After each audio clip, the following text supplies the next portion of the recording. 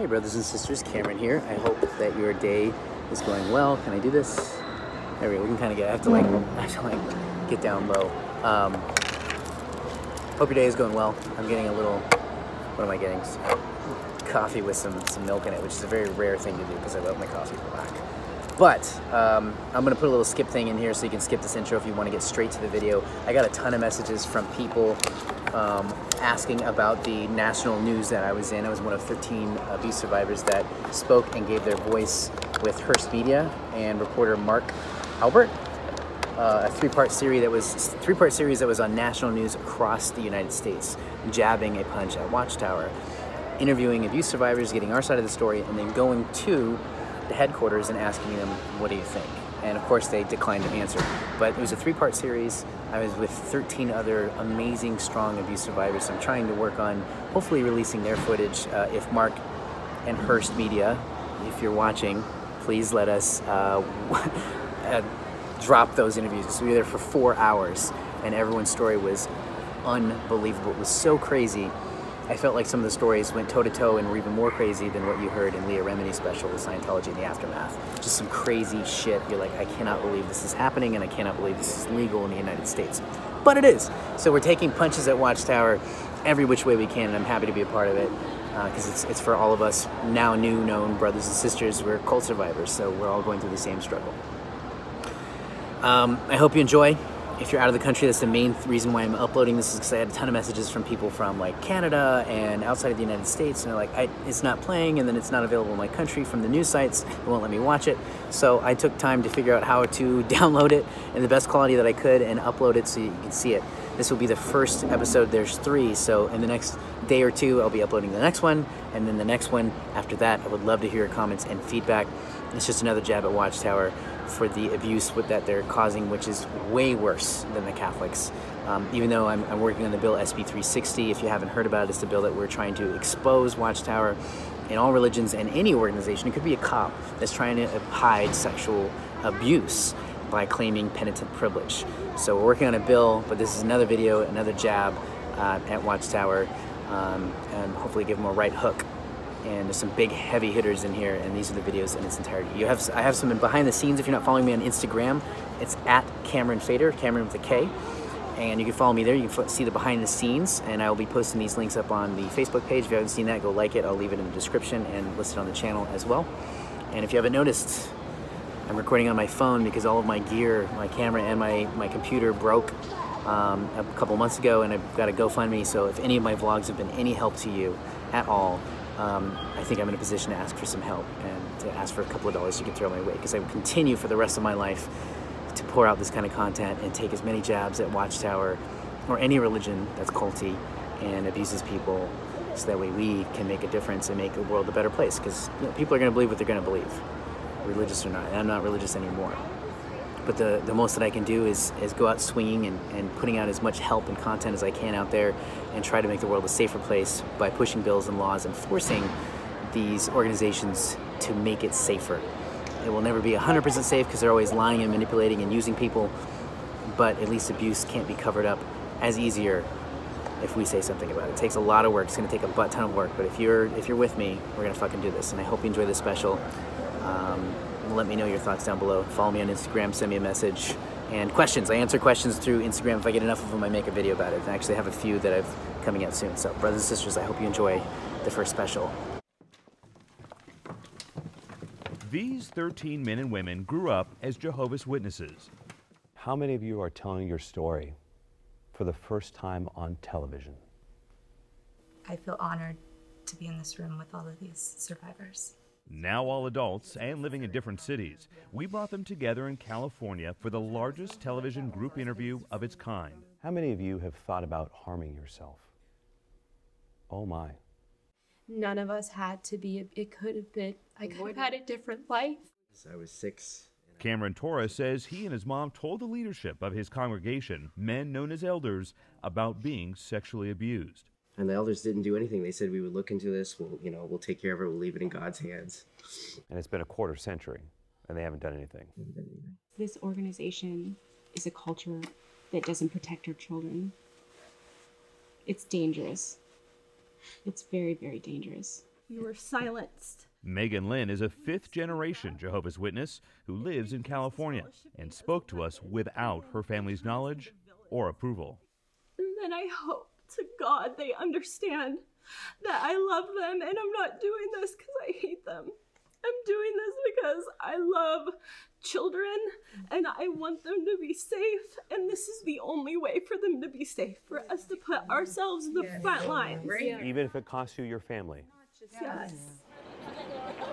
More than 1 million followers of the religion hand out literature or have gone door to door trying to convince more people of an approaching apocalypse, and that in the resurrection, only true believers will be saved by Jehovah, their name for God. In a statement to the National Investigative Unit and in literature from May published online, the Jehovah's Witnesses call child abuse an especially repugnant, wicked deed, and say elders endeavor to comply with laws requiring allegations of child abuse be reported to authorities. But our investigation found that is not always true. Avoiding the police, followers, elders, memos, and hundreds of pages of court transcripts reveal was the expectation from the very top of the organization, now headquartered here about an hour north of New York City. These internal letters and documents from headquarters dating back 30 years directed its 13,000 congregations across the country to handle abuse claims internally, to send copies of files to headquarters, not police, in special blue envelopes, and to destroy documents laying out past policy. Have you seen this letter dated July 1st, 1989? Yes, this is the one about confidentiality. Roger Bentley says he read and followed the written orders when he was a longtime elder. He now says he was blinded by the religion. By learning of child abuse, even an allegation and not reporting it, that is covering up child abuse. That's not a tough question. So if you had called the police, would it have been like going against God's word? Sure, yes. Yes. So it would be almost unthinkable for you to disobey the governing body and call the authorities. Correct. I was complicit with an organization that really had a bad policy towards child sexual abuse. Now authorities want to know more about that policy. The National Investigative Unit contacted the offices of all 50 state attorneys general in the United States. We've learned at least 3 have been looking into the Jehovah's Witnesses, contacting whistleblowers and followers who allege abuse. In Delaware, which reached a settlement with a congregation in the city of Laurel to pay more than $19,000 and take a Stewards of Children training program after its elders failed to report alleged child abuse to authorities in violation of the state's mandatory reporter law. The congregation did not admit liability in that settlement. In California, which sent an investigator to meet with an alleged victim north of Los Angeles in April, who tells us she was threatened by elders with disfellowship if she reported her alleged abuser. And in Pennsylvania, which has now interviewed at least one person who alleges abuse when he was a child. Those interviews could be the precursor to opening a formal investigation or grand jury probe. According to documents we've obtained, a Pennsylvania Attorney General Senior Supervisory Special Agent looking into some of the allegations is Gary Talent, the same child predator section investigator who helped lead the state's blockbuster probe into the Catholic Church that last year revealed 301 priests accused of abusing 1,000 children. Those same Pennsylvania investigators could now seek access to a secret Jehovah's Witness database of accused abusers, filled with reports sent to the organization in those special blue envelopes. How do you think the public would react if they saw that database? Erwin Zalkin is an attorney in San Diego. It's disturbing. In what way? There are a lot of children that are being affected very, very badly. You mean molested? Yes. Abused? Yes. You seem a little emotional about it. Yeah, it's hard to know what's in that and not be able to talk about it. Zalkin can't talk about it because of a California judge's ruling shielding the records from public view, for now.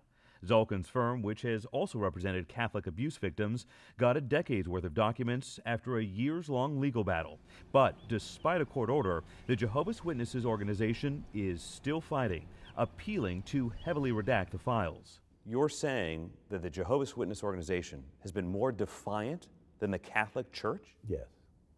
So the Pope has complied, but the Jehovah's Witness Church has not? Right. Zolkin's team, which is believed to represent the largest number of alleged Jehovah's Witness abuse victims of any firm in the country, about 3 dozen, is now asking a judge to sanction the organization for the delays. Lawmakers aren't waiting. In California, a bill passed by the Senate would strip away clergy penitent privilege, requiring religious leaders of all faiths to report alleged child sex abuse.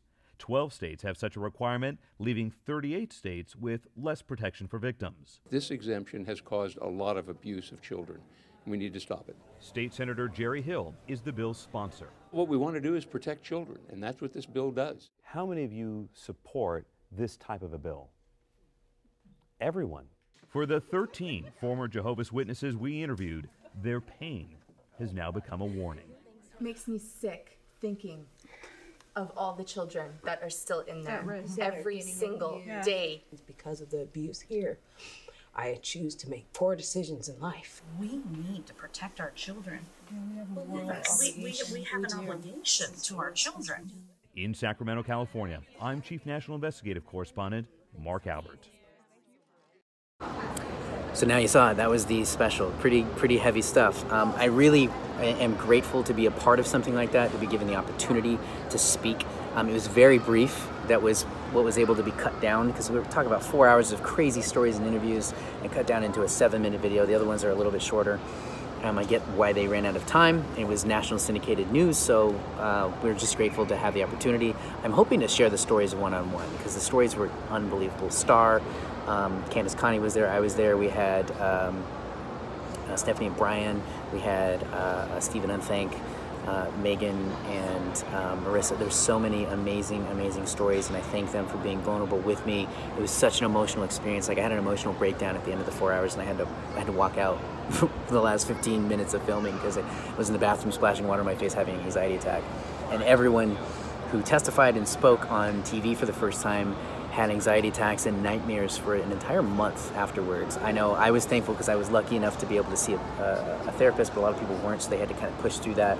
It's not an easy thing to talk about these things that are very vulnerable and oftentimes overlooked. A lot of people in churches are like, well, yeah, you got touched by a priest, or whatever it is, the elder or someone in the congregation or someone who had power. A lot of people overlook it, but I think it takes an immense amount of strength and vulnerability to come forward and talk about that. So everyone, thank you for being my brothers and sisters and standing arm to arm with me and talking about shit that needs to be talked about. Brothers and sisters, I will see you in the next video. Make sure you subscribe, check out my GoFundMe, come follow me on Instagram and now Facebook, which I try to check every once in a while, but I will see you in the next video.